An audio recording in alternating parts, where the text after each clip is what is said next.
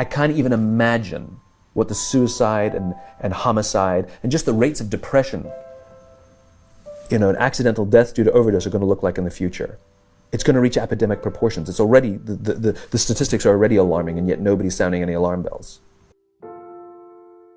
Parents have to intervene. We have to stop giving our kids free access to social media and phones at young ages. They are not ready for it. Their minds cannot cope with the dopamine. They can only have it up to a certain hour, and you take it away. They're children. You can take the phone away.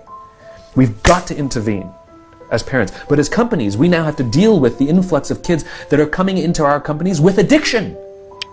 Watch, I see it all the time. Walk through any office.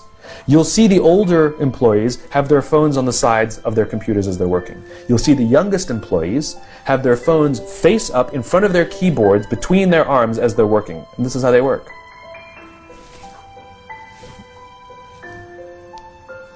And the science is alarming. They did experiments on mice where they did the multitasking.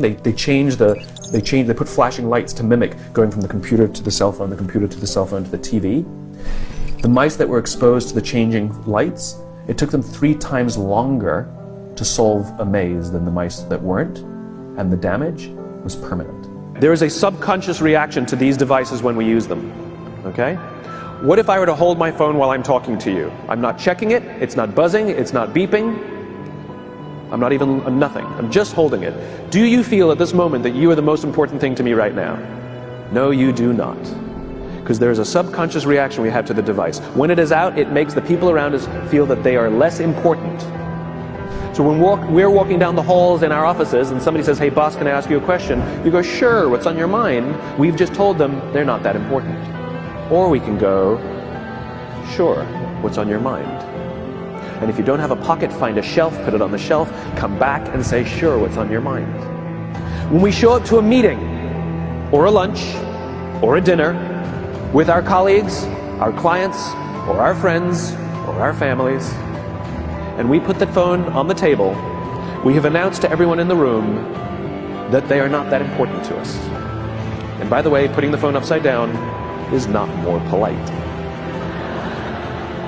My favorite one is when the meeting or at a lunch with someone, that the phone will ring and the caller ID will pop up and they will go, I'm not going to get it.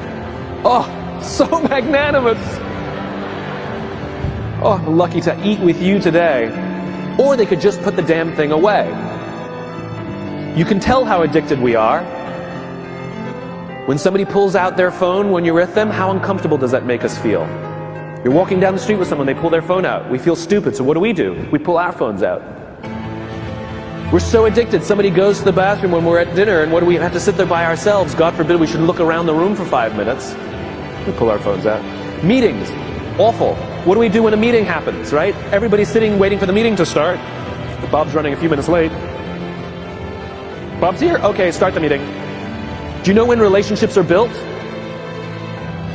All that in between time.